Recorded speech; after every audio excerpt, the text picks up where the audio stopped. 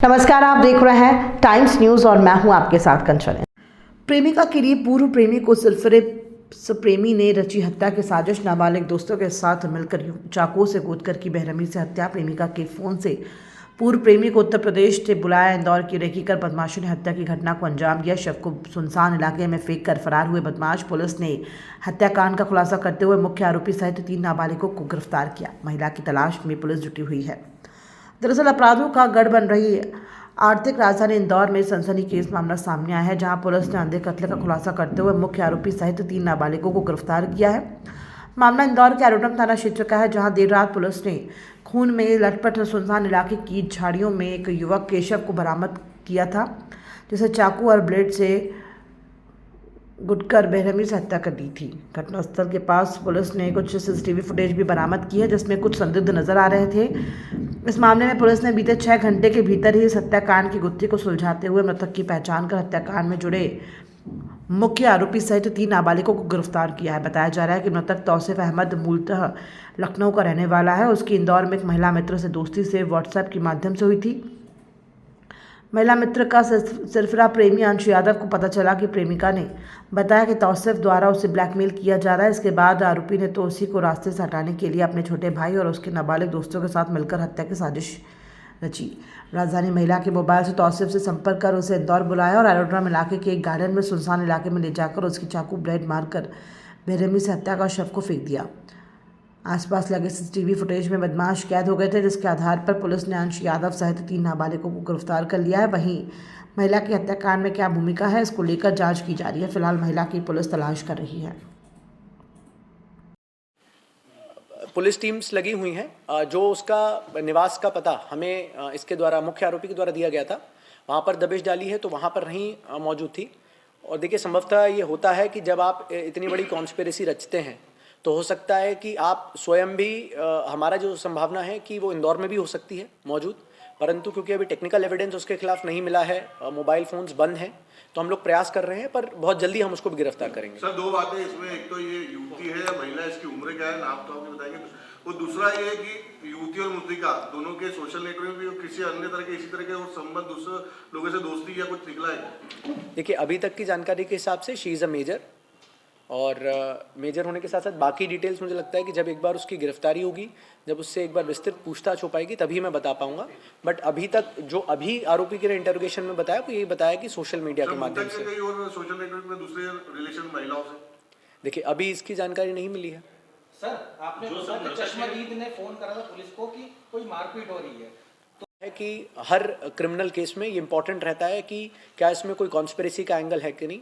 वर्तमान में police teams लगातार महिला को भी इसमें आरोपी बनाया गया है और उसके पूछताछ करने के लिए टीम्स रवाना हो चुकी हैं।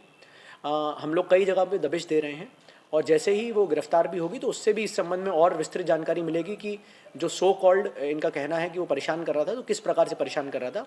वर्तमान में हमारे पास ऐसे कोई भी साक्ष्य नहीं आए हैं डिजिटल या अदरवाइज, जिससे ऐसा पता चले कि इसके द्वारा कोई उनको परेशान करने का या ब्लैकमेल करने का, या जैसा ये क्लेम कर रहे हैं कि जिस कारण से इन्होंने ये कॉज किया है मर्डर, इसके कोई साक्ष्य अभी हमारे पास अभी तक नहीं आए। इसकी एज कितनी है और बायोप्सिशन क्या करता था? जी, इसकी एज अभी 27 ईयर्स है। अभी तक की जानकारी के हिसाब से ये कारपेंट्री का काम करता था। पहले 1-2 बार इंदौर आया हुआ है, और महिला से नहीं, मतलब अब 1-2 बार इंदौर आया है। मुझे लगता है जब एक बार महिला सामने आएगी तो और चीज़ें पता चलेंगी कि कितनी बार इनकी पहले मुलाकात हुई है। पर वर्तमान तक की जानकारी में हिसाब से यही है कि पहले भी आया हुआ है इंदौर। अंश यादव का प्रोफाइल क्या? जी, अंश यादव जो है ये बाबूमरे कॉलोनी में है। इसमें इसका प्रोफाइल में अभी तो पढ़ाई लिखाई करके ही आगे कर रहा है, पर अभी ऐसा कोई व्यवसाय के स्तर पे कुछ ऐसा स्पेसिफिक व्यवसाय नहीं करता है। महिला हिंदू या मुस्लिम? सर, महिला ऐसा कैसे जान पहचान होती है यादव की? जी, इन्होंने सोशल मीडिया के माध्यम से, अभी तक मुझे लगता है कि इसमें सबसे महत्वपूर्ण रहेगा कि महिला भी एक बार बताए। अभी तक जो महिला का सो कॉल्ड जिसने अपने आप को महिला का, मतलब अभी जो महिला के साथ रिलेशनशिप में है अंश यादव, उसी के माध्यम से हमें महिला का वर्जन पता चला है। पर जब एक बार महिला से पूछताछ होगी तो और चीज़ें सामने आएंगी कि किस प्रकार से वो उनके संपर्क में आया था या किस प्रकार की घटना है। महिला का नाम मुझे लगता है एक बार जब गिरफ्तारी सुनिश्चित होगी उसके बाद ही मुझे लगता है। नॉन मुस्लिम है? देखिए, ये सारी चीज़ें मुझे लगता है कि इसमें जो केस में अभी तक मुझे समझ में आया है, इसमें रिलीजन का कोई एंगल नहीं है। ये केस मुझे लगता है एक बार गिरफ्तारी जब महिला की होगी उसके बाद ही इसमें कुछ भी बताना मुमकिन रहेगा। सर आपने बोला या उसको मार रहे थे उस वक्त, आपने बोला सर चश्मदीद ने फोन करा था पुलिस को। जी, इसमें जो चश्मदीद गवाह जो वहाँ से निकल रहा था उसके द्वारा फ़ोन पे सूचना दी गई थी। जब तक हम पहुँचे अनफॉर्चुनेटली इसकी डेथ हो गई थी। और मुझे लगता है कि जिस तरह के वुंड्स हैं इसमें और जैसे मैंने आपको बताया इतनी मल्टीपल इंजरीज़ हैं, अनफॉर्चुनेटली बहुत कम टाइम रहा होगा इसके पास। और जैसा पीएम में भी समझ में आ रहा है कि जो एक्सेसिव ब्लड लॉस हुआ है उसी के कारण इसकी डेथ कॉज हुई है। ये महिला थी वहाँ पे जब मिलने बुलाया था कि ऐसे लड़की मिले? देखिए अभी तक के इंटरोगेशन में इस बारे में कोई बात नहीं आई है। सर क्या ये मृतक के परिवार वालों से कुछ बात हुई है, क्या कुछ कॉन्टेक्ट हुआ था? जी, उनको सूचना दी है और इसीलिए अभी उसका अंतिम संस्कार भी नहीं किया है। अभी पीएम कराना क्योंकि हमारे लिए एक बहुत ज़्यादा लीगल रिक्वायरमेंट रहती है, तो वो कराने के साथ साथ हमने अभी उसको बॉडी को प्रिजर्व करके रखा हुआ है। उसके परिवारजनों से संपर्क हो गया है तो वो लोग भी निकल रहे हैं और जैसे ही वो इंदौर पहुंचेंगे उनके समक्ष ही फिर उनको बॉडी हैंडओवर की जाएगी। तो क्या बताया निकला सर, इंदौर जा रहे हैं कहीं और कुछ काम से, कुछ घर वालों को क्या बताया था? देखिए मुझे लगता है कि एक बार उनके परिवारजन यहाँ आ जाएंगे, जब उनसे एक बार विस्तृत बातचीत हो जाएगी तभी मैं आपको कुछ बता पाऊँगा।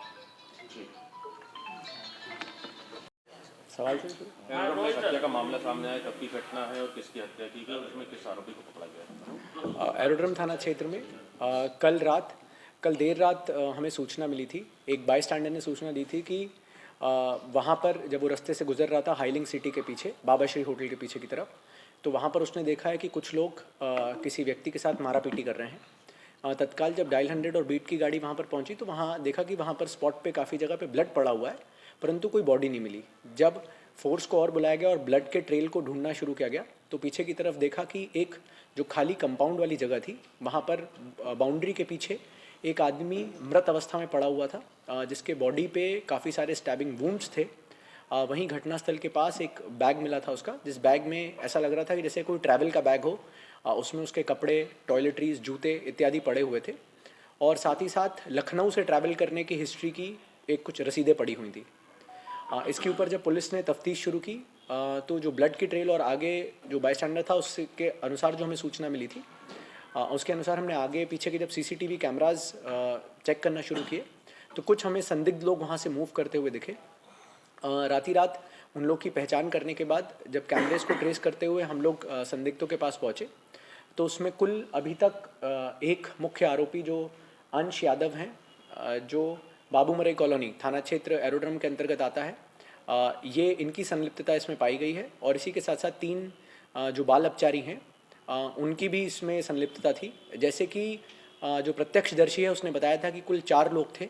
उसी के अनुसार जब इनसे पूरी कहानी कोरिलेट करके और इनसे अलग अलग पूछताछ की गई, इनको इंटरोगेट किया गया तो ये पूरी बात सामने आई कि इसमें जो मुख्य आरोपी है अंश यादव, उसकी एक महिला के साथ मित्रता थी और उस महिला की मित्रता जो कि देवास जिले की निवासी है, उसके द्वारा बताया गया कि तौफीक अहमद जो लखनऊ का रहने वाला है, इसके द्वारा कुछ समय पहले सोशल मीडिया के माध्यम से महिला और तौफीक की जान पहचान हुई थी।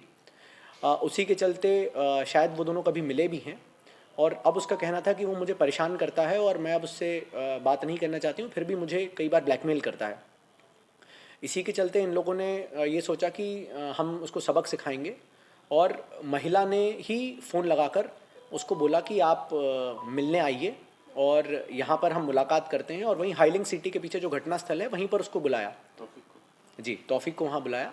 तो वो परसों ही लखनऊ से निकल के कल सुबह और आफ्टरनून के बीच में इंदौर पहुँचा था और उसके बाद कल शाम को जब महिला से जो बात अनुसार जो उन्होंने उसको बुलाने का समझाया था उसी समय वो वहाँ पर पहुँचा। वहाँ पर पहले से ही अंश यादव और उसके 3 जो बाल अपचारी साथी हैं वो मौजूद थे। वहाँ इनकी कहासुनी हुई और उसके बाद फिर इन लोगों ने उस पर उसकी जान लेने की नीयत से जानलेवा हमला किया। इसमें एक चीज़ बहुत जो स्पष्ट रूप से क्लियर हुई है कि जिस तरह की भी इंजरी थी, क्लियर कट इंटेंशन था मर्डर कॉज करने का। मल्टीपल स्टैब वुंड्स हैं, करीबन 6 से 7 स्टैब वुंड्स हैं जो बॉडी के डिफरेंट पार्ट्स में हैं। जी, चाकू के बड़े स्टैब वुंड्स हैं, ब्लेड के कटिंग वुंड्स हैं, गले की नसें काटी गई हैं। इसी के साथ साथ जो पीठ के जो गले के पीछे वाली जगह है वहाँ पर भी काफ़ी बड़ी इंजरी क्रॉस की गई है। जो सर का हिस्सा होता है उसको भी डैमेज किया गया है।